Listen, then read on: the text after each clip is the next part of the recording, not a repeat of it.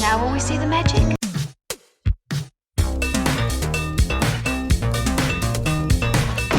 All right, where's Murray? Okay, who is it? This is Jesus, kid. Know then that it is the year 10,191. Yes, we are bored. We're all bored now. Hi, good night. Good night. Hello, and welcome to the podcast, Mary versus the Movies, with your host, Mary Jones. And Dennis Ling. And this week we are watching Desperately Seeking Susan, a film I know almost nothing about. Okay. I know it features Madonna. Yep. And I think Rosanna Arquette. And my assumption about the film is that it is, I believe, is a film that helped make Madonna famous. I don't know. Was it even like a big movie? I think it was a hit, but I feel like she was famous before. Well, she was. She was getting famous. She got more famous, I think. Right. Yeah. Have you seen this movie? No, I haven't. Okay. Yeah. Madonna was inescapable in the 80s and the 90s. I actually really like Madonna. At least I like all of the hits. Did you have the Immaculate Collection? I didn't, because I didn't have the money to buy it. We have it now. Oh, well, yeah, right, on tape. On CD. Do we have it on CD? Yeah. Why haven't you ripped it? Oh, I don't know. We don't have... I thought we had a Madonna thing. I don't know. Like, we have so many MP3s on, like, a couple different hard drives, and who knows what we have. And honestly, sometimes I just go on Spotify to listen to things that I already own, because I don't feel like searching through my old iPod Classic 160 gigs of trying to find whatever, like, replacements track I want to listen to at that moment when I can just go online.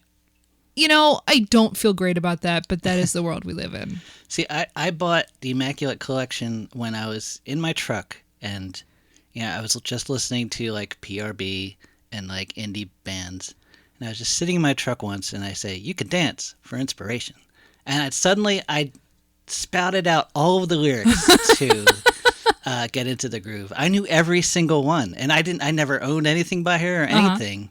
I didn't seek her out. I was like, it just was in there. And I was like, I know every line of this song. Well, yeah. That's the thing. Like, her songs in the 80s and I'd say like at least half the 90s are extremely infectious. Yep. Like, it's just great pop music. So, what do you think this movie is about? I don't know what this movie... Well, what I know that this movie is about is Rosanna Arquette is a woman who somehow becomes infatuated, not in a sexual way, but in a curiosity way with Madonna, but I don't know why and I don't know how. I assume this takes place in like New York, although for some reason I want to say like it takes place in like North Jersey, although I have no reason to think that. I don't know why I think that, and it's probably not true. So yeah, I don't really know what the movie's about, except that Rosanna Arquette is fascinated by Madonna, who I assume is Susan, and spends the movie trying to find this person. Now, why, how, where they met, how they ever interacted in the first place, I don't know anything about this. It's Madonna's first starring or acting role. We'll say it's her first acting role. I don't know about starring role, but acting role. Madonna has kind of a funny acting career. Most of it is not highly regarded, although I like her in A League of Their Own. Yep. Other than that, I don't think I've really seen her in anything, because I never saw Dick Tracy. I don't know if she's any good in that. I never saw like a lot of the other movies that she's in. So I think there are two other 80s movies. Yeah. Shanghai Surprise, which was a bomb, and then Who's That Girl, which I don't know anything about. Right. But it was made in response to Shanghai Surprise, because that was a bomb, and they said, "Oh, we'll make her be a wild girl again," or something like that. Okay. So I don't know. Is Shanghai Surprise, is that where she was with Sean Penn? Yeah, I think they had just gotten married, and something like that. I'll bet that's not good. So yeah, I don't have a strong idea of what this movie's about, but I'm very, like, I don't know why I'm curious about this movie, but I am. I think just because it's very early for Madonna's career, And it happens to be on HBO Max right now, so I figure, well, it can't be that bad. They're willing to put it on, a streaming service. I mean, it's probably fine. It's not like, and it's a mainstream streaming service, so that like it's not like I have to go onto Crackle. So since I don't have to go onto Crackle, I figure, yeah, this is probably worth tackling. Yeah, it's free, so it's no, it's not free. Do you know how much HBO Max costs? I mean, we use it a lot. I've watched a lot of stuff on there, but it is not free. Well, you have to pay for the Snyder Cut, so. Did you pay for the Snyder Cut? No. like the HBO. Oh, I see what you're saying. Yeah. I see what you're saying. I was about to get very annoyed with you. All right, so shall we go watch the movie? Yep. All right.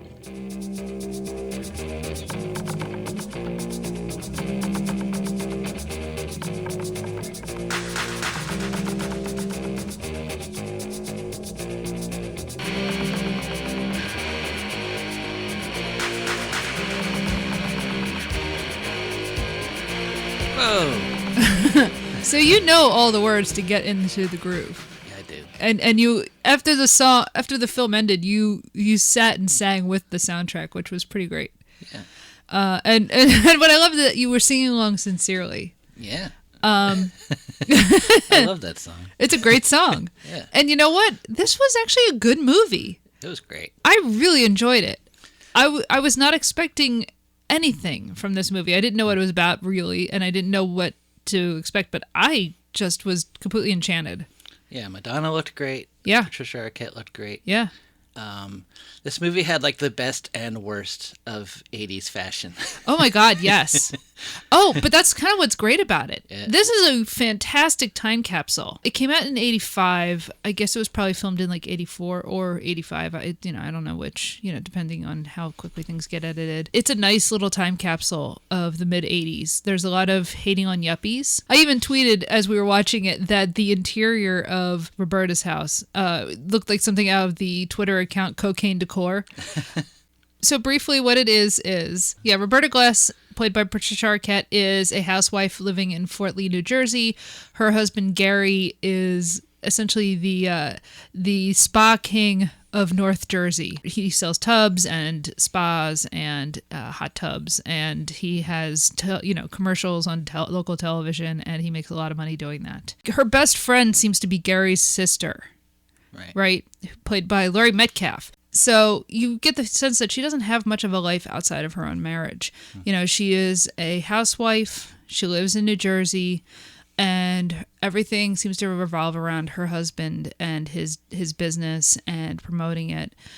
When they throw a party, the people coming there are things like his dentist, played by Stephen Wright, who's really good at this, by the way. Oh, he was great. And we see this at a party at their house. I guess it's their house. Yeah, it's their house. And Patricia Arquette's wearing a nightgown, it looks like. No, here's the thing. You have to remember, fashions in the mid-'80s for upper middle-class women were terrible. It was horrible. This is like a prairie dress. Yeah, no. Bad. Well, that's exactly what it is. You probably don't remember this, but I remember this just from like women who are older than me. There was sort of like that weird prairie dress look, but it was often in like lavenders and pinks and a lot of satin or like polyester made to look like satin, and like everything was cut very like big. This is when shoulder pads came back. It's sort of a retread of clothing from like the 1940s and the 1860s. It's a very weird, like, it's very strange. Yeah, upper middle class women's fashion in the 1980s is not a great look. And like, all of Gary's suits are very pale. It's all kind of like beige and cream or grays and stuff with like pink undertones. It's that very kind of, it's like Miami Vice but not as slick. Right. Yeah, she doesn't really have much of a life, so she gets really into reading the personals in the local papers. I don't know that they I guess they whatever they call the local, it looks like it's supposed to be like maybe like one of the alt weeklies. They say it's like the New York Mirror, which I don't know if that was a real one or if it's supposed to be a stand-in for the Village Voice or what. She gets really into reading the personals, and she starts tracking the saga of a woman named Susan and her boyfriend and how they keep messaging each other through the personals. And she becomes obsessed with this woman and how she's been traveling around the world, and she's been trying to reconnect. I guess it's like she's following that the Susan and her boyfriend are talking to each other through the personals and occasionally meeting up when they can. And this is basically how she's finding fulfillment in her life, is by at extreme distance tracking the lives of others. Then we cut to Susan, who is played by Madonna. And so Susan has been holed up in a hotel in Atlantic City with a gangster played by Richard Hell. Oh, okay. I didn't know. Yeah. That's fun. So we don't really see much of him in this. She is hanging out and taking essentially selfies with a Polaroid in the hotel room, and decides, yeah, I'm done with this dude. I'm out of here. And she swipes some earrings that he has. Little does she know that those earrings are, of course, something that he swiped from a museum. And it turns out they're like the earrings of Nefertiti or some nonsense. So she goes and leaves him behind in Atlantic City and gives the Polaroids as a tip. Yeah. And what we eventually find out is that once she leaves, he gets thrown out the window by looking for the Egyptian earrings. So Susan is to some extent on the run, although she doesn't really. And we see the guy, and he sees her jacket. Right. He does see her and starts looking for anybody wearing this very distinct jacket, which is like. It's like a green lame, the big pyramid with the eye from the dollar, the all-seeing eye on the back.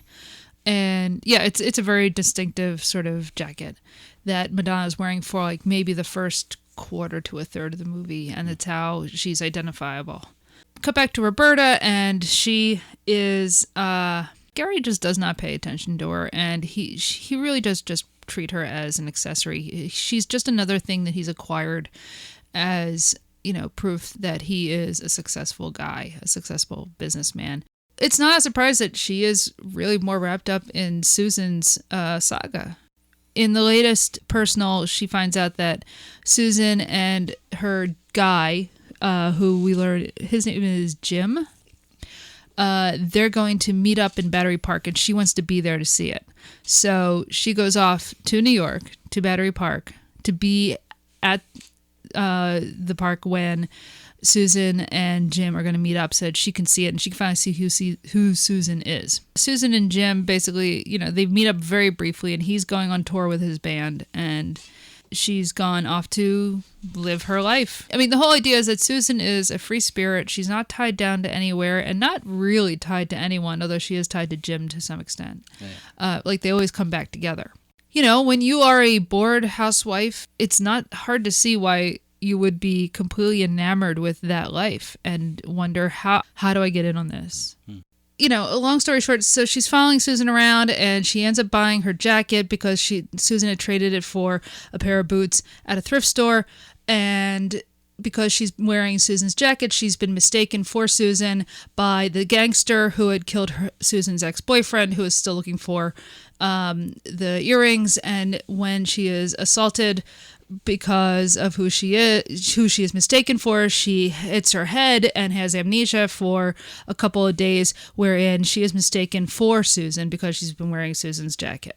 So then, not knowing who she is eventually picked up by a guy named Des, who is a friend of Susan's boyfriend Jim, but he's never actually met Susan, and so he thinks that Roberta is Susan because he's been told to look for the jacket, and he takes care of her for a couple of days because she's hit her head and doesn't know who she is, and shenanigans ensue. I don't want to go into too much detail about the plot, not because it isn't interesting, but there's a lot of it. There's a lot of plot. It's a screwball comedy, and instead of focusing, say, it's not about two people getting together romantically. It's really about Roberta trying to figure out what she really wants from life and what her identity is, and in trying to live a little bit of the life of Susan, discovering that she doesn't want to be stuck with this guy who, he's cheating on her and he ignores her and he's just a status obsessed yuppie, and she wants to go and live life in like the New York art scene. Things like there's also a magic club. Well, I was going to get there. Things like going to the Magic Club, which is essentially like this old theater that's supposed to be somewhere. They say on Broadway at one point, but then of course at the same time it's like supposed to be in like the Lower. So it's like a magic club somewhere in, I guess, the Lower East Side, which it has this feel of like kind of fading vaudeville, where the MC is a. I mean, when I say very young, I don't know that he was ever young, but it's a young John Turturro, who is the MC, because the club is owned by his parents, and you have this band of musicians who plays for this magician who's on stage doing tricks. Old magician. Everybody in the club is very old, and like everybody in the club seems to be about 78 years old. On stage. You said they look the. Well, no. Everybody on the stage looks to be about 78 years old. Everybody in the audience looks to be about 50 years old. But they all look like extras from Goodfellas, like in the Copacabana scene, only much grimier. Yeah. Okay. I mean, you could easily see like Joe Pesci like smashing someone's head in there. Right. Yeah. Exactly. It very much feels like that. The movie builds where Roberta lost her memory. She gets a job working at the Magic Club as the magician's assistant, and she gets assaulted by the gangster who's looking for the earrings, who thinks that she is Susan, and in getting her head knocked again, she remembers that she's Roberta, and her memories all come flooding back. And meanwhile, Susan has gone off and found Gary and said, yeah, we're going to track down your wife because she's got my stuff and I want my stuff back. Which, to be fair, she does have her stuff. And then she reads her diary. And yeah. And then Susan reads Roberta's diary and says, nobody could possibly be this boring, but she writes a lot about me, and that's great. She figures out what's going on. She makes it all happen that everybody meets at the same place at the same time. Although she doesn't realize she's also unintentionally inviting the gangster. Yeah. Who has been following everybody this whole time, trying to get those earrings back. Essentially, everybody is there at the club. Everything is revealed as, oh, you're not Susan, you're Roberta. The gangster finally figures out which one is actually Susan and takes her hostage to get the earrings back. Roberta is able to clonk him on the head and knock him out. They get the earrings back. We know at the end of the movie that the earrings are returned to the museum. Mm-hmm. That's the very final scene. Yeah, I guess they get a reward or something. And they get a reward. But in the meantime, what's actually important is that Roberta and Gary finally come face to face, and he's like, hey, you know what? It's fine. Look, just come back with me and forget all this nonsense. And she's just like, wait a minute. I'm finally like living a life. It's insane, but I'm way happier doing this than living with you and having you not come home for dinner because you're at a meeting or whatever. Yeah, I think he says come home, and she's like, why? Yeah, that's right. He never even says, like, I love you. He never says, I need you, blah, blah, blah. He's just like, no, you got to come home now. Mm-hmm. And it's just like, well, no, you're not giving me a reason. Yeah. And the end of the movie is she leaves him. And it makes sense for her to leave him. She's just like, no, I don't need this. She goes off with Des, who, he's like an artist living in, a loft and etc. He works at Bleecker Street Cinema. Right. And she, is going to start her life over living in, early to mid 1980s New York City, living in a loft. And oh my God, can I please trade places with her? So at one point, Gary's sister brings up lesbians because they decide that she's a call girl now, or she's a prostitute. There was a whole thing where like they keep spinning out of control. Like where has she been this whole time? Where does she go during the day? I don't understand the life she's living. Is she secretly a prostitute? Oh my God. As Laurie Metcalf, her character in this says, well, I always heard that something like 90% of all prostitutes are actually lesbians, which is kind of a bizarre statement, but go on. What about that? Well, no, so they keep bringing up lesbians after that. Like, oh no, she's a lesbian. And, Right. And you know, the whole movie is about her desperately seeking Susan. Yeah. Like, I wonder, like... Oh, there's totally an unspoken subtext to all Yeah. of this. Because it's the 80s, they can't really go there. Which feels like a 30s thing. You know? Yeah. Like, it feels like something that they would do in the 30s where they're like, you know, like they're just saying the word lesbian and they're like looking at you like, you know? Right. Yeah. Because they do have this kind of romance between Roberta and Des, who played by Aiden Quinn, but... And why not? He looks amazing in this. Oh my God. Man, like, those eyes, man. Well, those eyes. Did you look at those abs? Yeah. Oh my God. Like he is cut. Like he looks great. Yeah. Oh my God. And I've never really said that about Aiden Quinn, but he looks great in this movie. Yeah. See, you know what I like? We're moving on from Arnold. We're slimming down. Eventually, you'll come back to me. It works. I mean, I don't know, man. Madonna looks great in this. Yeah, she does. I mean, you know, speaking of lesbians. And Rosanna Arquette. And Rosanna. Yeah, they're both there. Excuse me. Yeah, Rosanna Arquette looks great in this too. I mean, but yeah, because she goes back to Des, but like the scene where she and Madonna look at each other, it's like, and they finally meet. Yeah. And there's sparks there. Yeah. And if this was made maybe now, I think they would totally have gone with that element. There's no way that it wouldn't have been that she's actually in love with Susan. But because it's the 1980s, there's no way they could have done that. So I think you're right. There's a lot about this movie. You could have easily have said it in the 1930s. You could have said it, you know, or in the 40s. There's about the plot. You could easily have said it in that era, and you wouldn't have really changed very much at all. I mean, right down to stolen Egyptian objects, dude. That would have totally fit. You know, outrunning gangsters, absolutely. You know, unhappy housewife, totally. Everything about this, you could have set this exactly the same script, right down to vaudeville. You jump ahead 50 years from the 30s to the 80s, you still can't say the word lesbian without it being a throwaway joke. Yeah. And yeah, I would like to think that now, 40 years later, you could have made a completely different ending. Who do you cast? Who would I cast now? Yeah. I mean, like 10 years ago, maybe Lady Gaga or something. Or... Yeah, who would be the Madonna now? Boy, I don't know. Cardi B. Yeah. Oh my God, no, Cardi B. That would be actually really interesting. Have a Cardi B in like the Madonna role. Yeah. Yeah. Oh my God, I want to see that movie. Yeah. Okay. Yeah, that's what I want. All yeah. right. Okay. Let's get on it. Let's quit this podcast biz and get into movies. Right?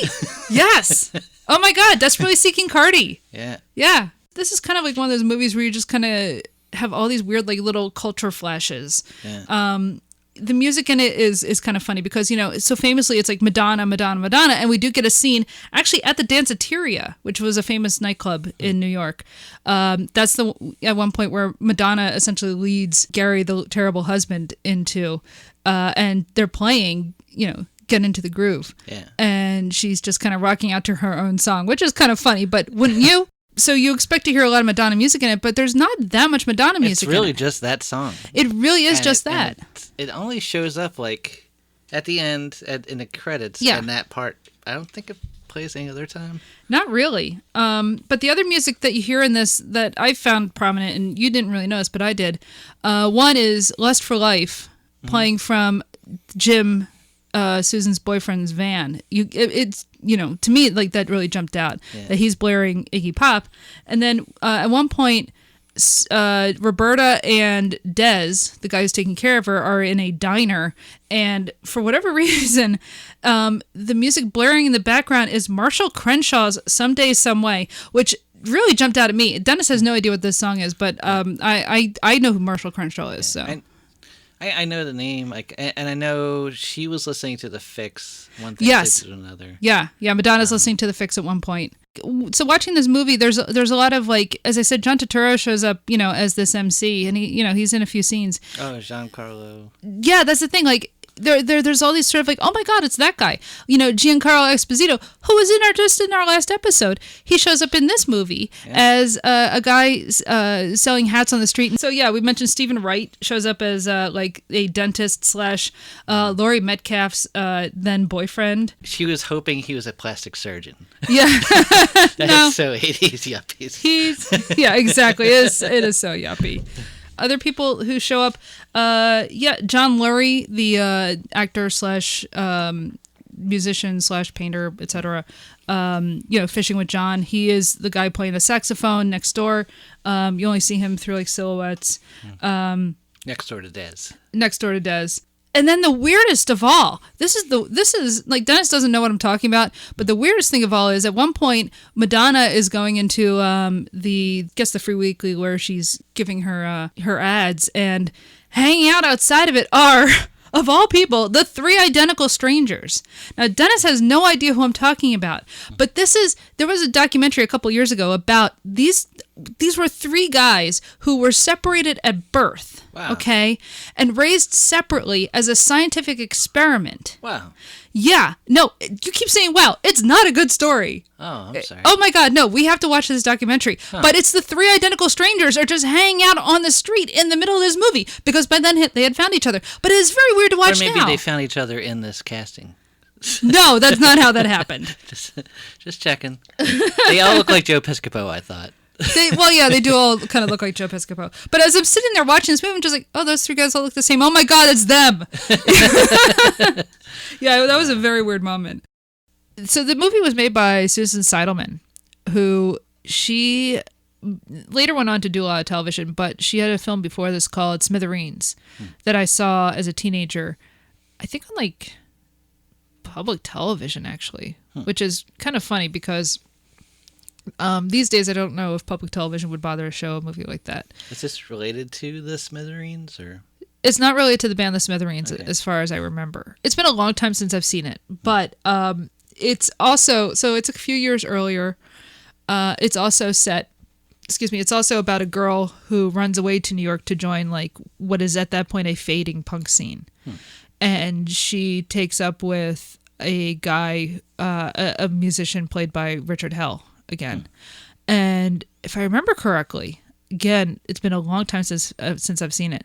The music is all by the Feelies. Huh. So we should go and rewatch this. What year is it? I don't know, 82. Okay. It's a few years before this. I guess it's not for this podcast though, since you saw it. Well, yeah, I did. I saw it when I was very young. Yep. So let's see. I know I was living way out in Gilbertsville, and I was watching public television. So I would say it was probably around when I was maybe 14. But yeah, so this is kind of a natural successor, I think, and companion piece to Seidelman's earlier film, Smithereens. It was a vision of New York that a lot of people would find terrible, but I found very romantic. Yeah. And when you're living in like rural Pennsylvania and feeling very out of sorts compared to the people around you, I very much wanted to run away to there. And I didn't because, coward. But, and because like I didn't have a terrible relationship with my mother or anything. I was just very bored and unhappy, because I was a teenager.